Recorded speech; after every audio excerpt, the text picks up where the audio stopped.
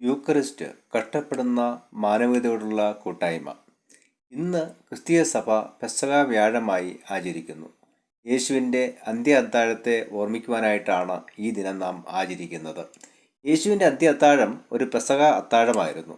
പെസഹ ആചരിക്കുവാനായിട്ടാണ് യേശുവും ശിഷ്യന്മാരും യെരുശലേമിൽ എത്തിയത്.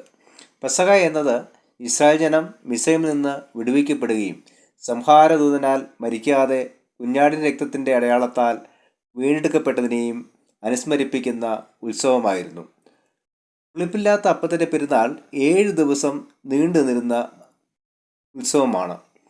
പെസഹയ്ക്ക് ശേഷം വരുന്ന 7 ദിവസമാണ് ഇത് ആചരിച്ചിരുന്നത്. യേശു തൻ്റെ അന്ത്യ അത്താഴത്തിങ്കൽ അപ്പമെടുത്ത് വാഴ്ത്തി നുറുക്കി തൻ്റെ ശിഷ്യന്മാർ കൊടുത്ത് പറഞ്ഞു, വാങ്ങി ഭക്ഷിപ്പിൻ, ഇത് അനേകർക്കായി നുറുക്കപ്പെടുന്ന എൻ്റെ ശരീരമെന്നും വീഞ്ഞെടുത്ത് വാഴ്ത്തിയിട്ട് നിങ്ങൾക്കായി ചുരിയപ്പെട്ട എൻ്റെ രക്തമെന്നും നിങ്ങൾ കൂടി വരുമ്പോഴൊക്കെയും എൻ്റെ ഓർമ്മയ്ക്കായി ഇത് ചെയ്യുവിനെന്നും പറയുന്നു. ഈ അന്ത്യ അത്താഴത്തിൻ്റെ ഓർമ്മയ്ക്കായിട്ടാണ് നാം വിശുദ്ധ തിരുവത്താഴം ആചരിക്കുന്നത്. തിരുവത്താഴത്തിന് ലോർഡ് സപ്പർ എന്ന് വിളിക്കാറുണ്ട്. യൂക്കറിസ്റ്റ് എന്ന വാക്കിൻ്റെ അർത്ഥം താങ്ക്സ് ഗീവിങ് അഥവാ നന്ദി അർപ്പണം എന്നുള്ളതാണ്. കർത്താവിൻ്റെ ക്രൂശുമരണത്തിലൂടെ നമുക്ക് നൽകി തന്ന രക്ഷയെയും വീണ്ടെടുപ്പിനെയും ഓർമ്മിപ്പിക്കാനായിട്ടാണ് ഈ പദം ഉപയോഗിക്കുന്നത്. ഈ അനുഗ്രഹിക്കപ്പെട്ട ദിവസത്തെ ചിന്തയ്ക്കായി നൽകപ്പെട്ടതായിട്ടുള്ള വിഷയം യൂക്കറിസ്റ്റ് കഷ്ടപ്പെടുത്തുന്ന മാനവികതയോടുള്ള കൂട്ടായ്മ എന്നുള്ളതാണ്. ഒന്നാമത്തെ ചിന്ത, തിരുവത്താഴം കഷ്ടപ്പെടുന്നവരോടുള്ള കൂട്ടായ്മയുടെ പ്രതീകം. തിരുവത്താഴം കഷ്ടപ്പെടുന്നവരോടുള്ള കൂട്ടായ്മയുടെ പ്രതീകം.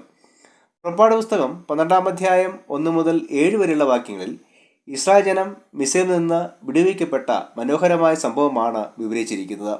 ദൈവത്തിൻ്റെ നിർദ്ദേശപ്രകാരം അവർ ഓരോ വീടിനും 1 വയസ്സ് പ്രായമുള്ള ഊനമില്ലാത്ത ഒരു കുഞ്ഞാട് എന്ന ക്രമത്തിൽ ആ മാസം 10-ാം തീയതി സെലക്ട് ചെയ്യുകയും 4 ദിവസം അതിനെ സൂക്ഷിക്കുകയും ചെയ്തു. 14-ാം തീയതി സന്ധ്യാസമയത്ത് അതിനെ അറുത്തു.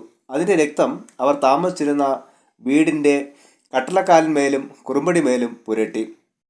അന്ന് രാത്രി സംഹാരദൂതൻ കുഞ്ഞാടിൻ്റെ രക്തത്തിൻ്റെ അടയാളം കാണാത്ത എല്ലാ ഭവനങ്ങളിലുമുള്ള ആദ്യജാതന്മാരെ കൊന്നുകളഞ്ഞു. ആ രാത്രി തന്നെ മിസ്രൈം വിട്ട് പോകുവാനുള്ള അനുവാദം ഫറവോ രാജാവ് ഇസ്രായേൽ മക്കൾക്ക് നൽകുന്നു. അവർ പുളിക്കാത്ത മാവ് കൊണ്ട് യാത്ര പുറപ്പെടുകയും അപ്പമുണ്ടാക്കി ഭക്ഷിക്കുകയും ചെയ്യുന്നു.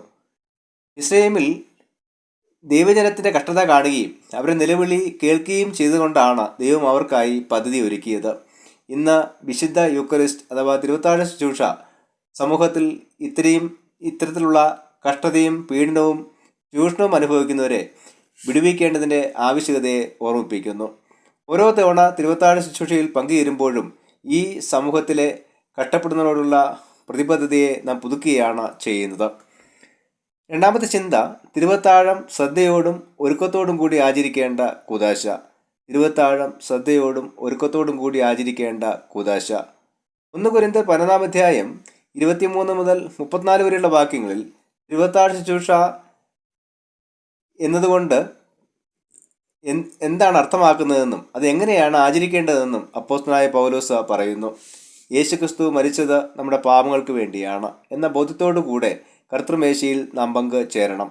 അതോടൊപ്പം വളരെ ഒരുക്കത്തോടും പ്രാർത്ഥനയോടും കൂടി വേണം ഇതിൽ പങ്കുചേരുവാൻ. ഓരോ തിരുവത്താഴ ശുശ്രൂഷയ്ക്ക് മുമ്പും നമ്മുടെ പാപങ്ങളെ ദൈവസന്നിധിയിൽ ഏറ്റുപറയുകയും ദൈവത്തോടും മറ്റുള്ളവരോടും നെരുപ്പ് പ്രാപിക്കുകയും വേണം. അല്ലാത്ത പക്ഷം നാം ശിക്ഷാവിധിക്ക് യോഗ്യരാകുമെന്ന് പൗലോസ് ഓർമ്മിപ്പിക്കുന്നു. സാധാരണയായി തിരുവത്താഴ ശുശ്രൂഷകൾ മുൻകൂട്ടി പരസ്യപ്പെടുത്താറുണ്ട്. ഇത് ഒരുക്കത്തോടു കൂടി കടന്നു വരുവാനായിട്ടാണ്. നമ്മെ തന്നെ ദൈവസന്നിധിയിൽ വിശദീകരിക്കുവാൻ ലഭിക്കുന്ന അവസരങ്ങളാണ് ഇവയെല്ലാം. ഓരോ തിരുവത്താഴ ശുശ്രൂഷയും അതുകൊണ്ട് ഏറ്റവും വിലപ്പെട്ടതാണ്, പ്രധാനപ്പെട്ടതാണ് എന്ന് നാം ഓർക്കേണ്ടതാണ്. അതുകൊണ്ട് ഒരു തിരുവത്താഴ ശുശ്രൂഷ പോലും നാം നഷ്ടമാക്കുവാനായിട്ട് ഇടവരരുത്. മൂന്നാമത്തെ ചിന്ത, തിരുവത്താഴം പാപമോചനത്തിൻ്റെയും വീണ്ടെടുപ്പിൻ്റെയും അടയാളം. തിരുവത്താഴം പാപമോചനത്തിൻ്റെയും വീണ്ടെടുപ്പിൻ്റെയും അടയാളം. മർക്കോസ് എഴുതിയ സുവിശേഷം 14-ാം അധ്യായം 17 മുതൽ 25 വരെയുള്ള വാക്യങ്ങളിൽ യേശുവിൻ്റെ അന്ത്യ അത്താഴ ആചരണത്തെക്കുറിച്ച് പറഞ്ഞിരിക്കുന്നു. യേശുവിൻ്റെ ശരീരവും രക്തവുമാണ് തിരുവത്താഴ ശുശ്രൂഷയിലൂടെ നാം സ്വീകരിക്കുന്നത് എന്ന ബോധ്യം നമുക്ക് ആവശ്യമാണ്. കത്തോലിക്ക സഭയുടെ വിശ്വാസമനുസരിച്ച് അപ്പവും വീഞ്ഞും ശരിക്കും യേശുവിൻ്റെ ശരീരവും രക്തവുമായി തീരുന്നു എന്നാണ് അവരുടെ വിശ്വാസം. എന്നാൽ പ്രൊട്ടസ്റ്റന്റ് സഭ വിശ്വാസികളാകുന്ന നാം കർത്താവിൻ്റെ മരണത്തിൻ്റെ ഓർമ്മയ്ക്കായിട്ടാണ് ഇത് ചെയ്യുന്നത്. തിരുവത്താഴം വരുവാനുള്ള സ്വർഗീയ വിരുന്നിൻ്റെ ചെറിയ പതിപ്പായി കണക്കാക്കപ്പെടുന്നു. സമത്വവും സഹോദര്യവും തിരുവത്താഴത്തിൽ ദർശിക്കപ്പെടുന്നു. എല്ലാവരും ഒരേ അപ്പത്തിൻ്റെ അംശികളാകുന്നു. അതുകൊണ്ട് തിരുവത്താഴ ആചരണം ക്രിസ്തീയ ജീവിതത്തിൽ വളരെ പ്രധാനപ്പെട്ട ഒന്നാണ്.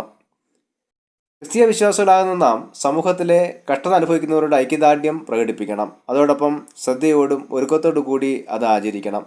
പാപമോചനവും വീണ്ടെടുപ്പും വിടുതൽ ലഭ്യമാകുവാൻ നമുക്ക് ഇടയായിത്തീരണം. അതിന് ദൈവം സഹായിക്കുമാറാകട്ടെ. ആമേൻ.